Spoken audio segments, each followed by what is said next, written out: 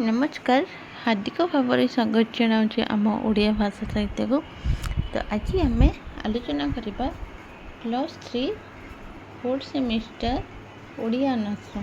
+3 4th semester Odia honours जो आम आलोचना करते यूनिट 4 आम सिलेक्शन 1 मार्क क्वेश्चन सब देखिदेवा है। सिलेक्शन 1 मार्क क्वेश्चन सब देखिदेवा।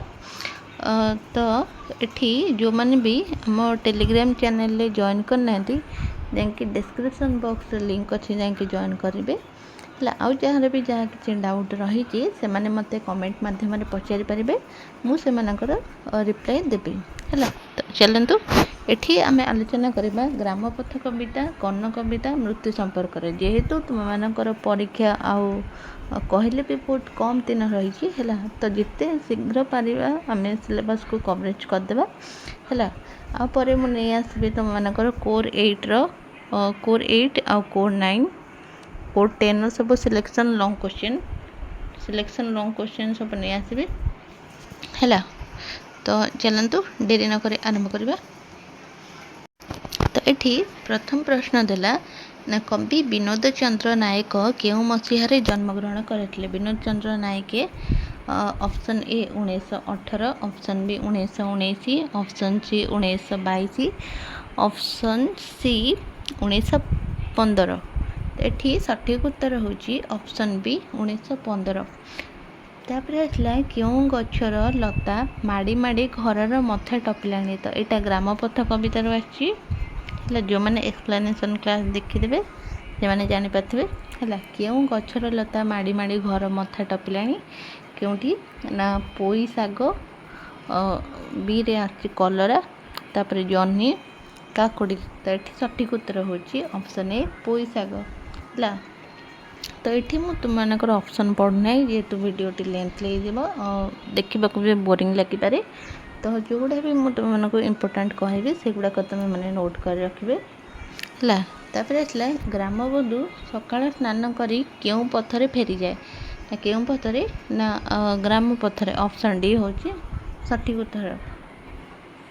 लेउटा पथ को आकुल सहित किए अनाई थाए किए ना ऑप्शन डी हूँ नूतन घरणी हूँ सठिक उत्तर।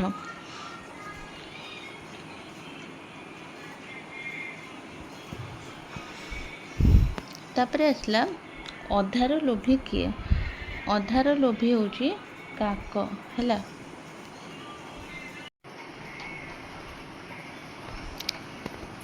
तापर आसला काक को कौन देले दूर देश अतिथि अभ्यासगत आसबार संवाद काक प्रदान करे कौन ना ऑप्शन सी चाउल है।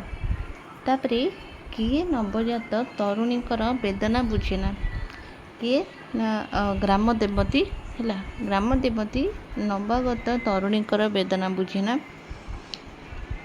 पृथ्वी परी सहनशील किए। पृथ्वी परी सहनशील होती ग्रामबंधु ऑप्शन सी ग्रामबंधु। कवि क्या वंदना करिसेंती ग्रामपथ कवितार कवि क्या ना ग्रामपथ को ऑप्शन ए हम सठिक उत्तर ग्रामपथ को। अन्य एक असरपीर रचयिता किए अन्य एक असरपीर रचयिता होती कवि विनोद चंद्र नायक ऑप्शन डी विनोद चंद्र नायक।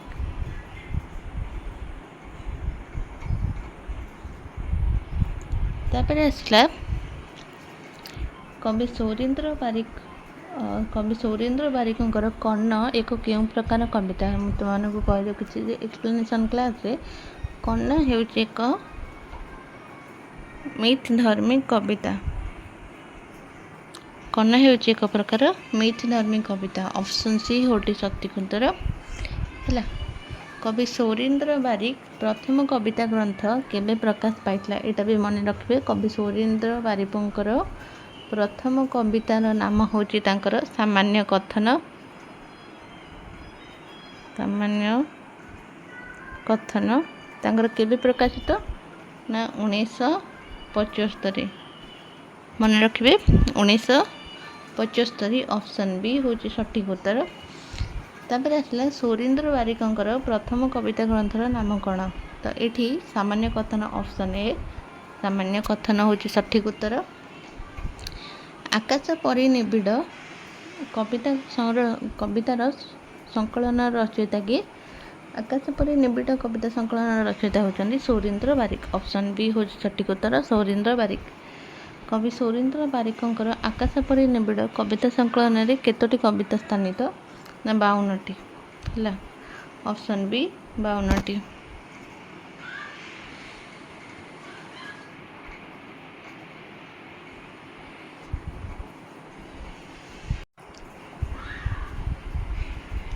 ପରବର୍ତ୍ତୀ ପ୍ରଶ୍ନ ଆସିଲା, ଅନୁଭାରତ ଯେଉଁ କବିତା ଗ୍ରନ୍ଥଟି ରହିଛି ଏଇଟା କାହାର ରଚନା? କାହାର? ନା ସୌରୀନ୍ଦ୍ର ବାରିକ। Option D Saurindra Barik. ତାପରେ ଆସିଲା, ଅନୁଭାରତ କବିତା ଗ୍ରନ୍ଥରେ କେତୋଟି କବିତା ରହିଛି? ନା 33ଟି କବିତା। ଅପସନ୍ ଏ 33ଟି କବିତା। ରାମାୟଣୀ କବିତା ଗ୍ରନ୍ଥର ରଚୟିତା କିଏ? ନା ସୌରୀନ୍ଦ୍ର ବାରିକ। Option C Saurindra Barik. ତାପରେ ଆସିଲା, କର୍ଣ୍ଣ କେଉଁ ରୂପ ଧାରଣ କରି ଗୁରୁ ପରଶୁରାମଙ୍କ ଠାରୁ ଅସ୍ତ୍ର ଶିକ୍ଷା କରିଥିଲେ? ନା କର୍ଣ୍ଣ ନା ବ୍ରାହ୍ମଣ ରୂପ ଧରେ। ହେଲା, ବ୍ରାହ୍ମଣ। ତାପରେ ଆସିଲା, କର୍ଣ୍ଣର କବଚ କୁଣ୍ଡଳ କିଏ କାଢ଼ି ନେଇଥିଲେ? କିଏ? ନା ଇନ୍ଦ୍ର। ହେଲା, ଇନ୍ଦ୍ର।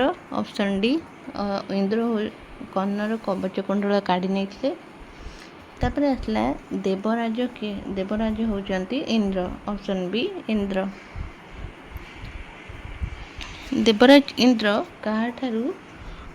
କାହାକୁ ବଞ୍ଚାଇବା ପାଇଁ କନ୍ୟାର କବଚ କୁଣ୍ଡଳ କାଢ଼ି ନେଇଥିଲେ? ନା ଅର୍ଜୁନ। Option C Arjun.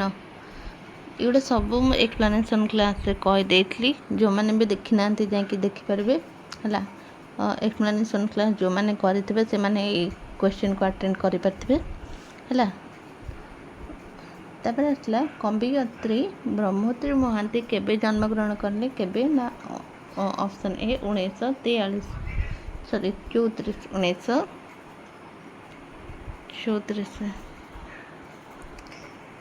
ତାପରେ ଆସିଲା, ଦୃଷ୍ଟିର ଦ୍ୟୁତି କବିତା ଗ୍ରନ୍ଥ ଯେଉଁ ରହିଛି କବିତା ଗ୍ରନ୍ଥଟା କାହାର?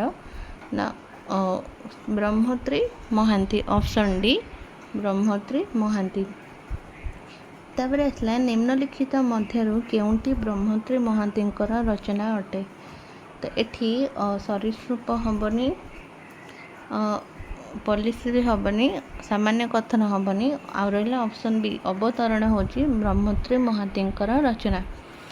ତାପରେ ଆସିଲା, ସ୍ରୋତସ୍ୱିନୀ କବିତା ଗ୍ରନ୍ଥର ରଚୟିତା କିଏ?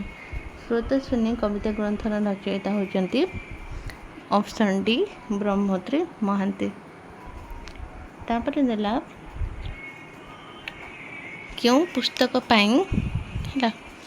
କେଉଁ ପୁସ୍ତକ ପାଇଁ ବ୍ରହ୍ମୋତ୍ରୀ ମହାନ୍ତି ଓଡ଼ିଶା ସାହିତ୍ୟ ଏକାଡେମୀ ପୁରସ୍କାର ପାଇଛନ୍ତି? ଏଇଟା ବି ଗୋଟେ ଇମ୍ପୋର୍ଟାଣ୍ଟ କ୍ୱେଶ୍ଚିନ୍। କେଉଁ ପୁସ୍ତକ ପାଇଁ? ନା ଦୃଷ୍ଟିର ଦ୍ୟୁତି। ଅପସନ୍ ସି ଦୃଷ୍ଟିର ଦ୍ୟୁତି ପାଇଁ ସେ ଓଡ଼ିଶା ସାହିତ୍ୟ ଏକାଡେମୀ ପୁରସ୍କାର ପ୍ରାପ୍ତ। ତାପରେ ଆସିଲା, ମୃତ୍ୟୁ ସମ୍ପର୍କରେ କବିତାଟି କେଉଁ କବିତା ଗ୍ରନ୍ଥରୁ ଆସିଛି? ନା ଏଇଟା ଦୃଷ୍ଟିର ଦ୍ୟୁତି। ହେଲା, ତାପରେ ଦେଲା, କିଏ ଯେକୌଣସି ମୁହୂର୍ତ୍ତରେ ହାତ ଠାରି ଡାକେ ବୋଲି କୁହାଯାଇଛି?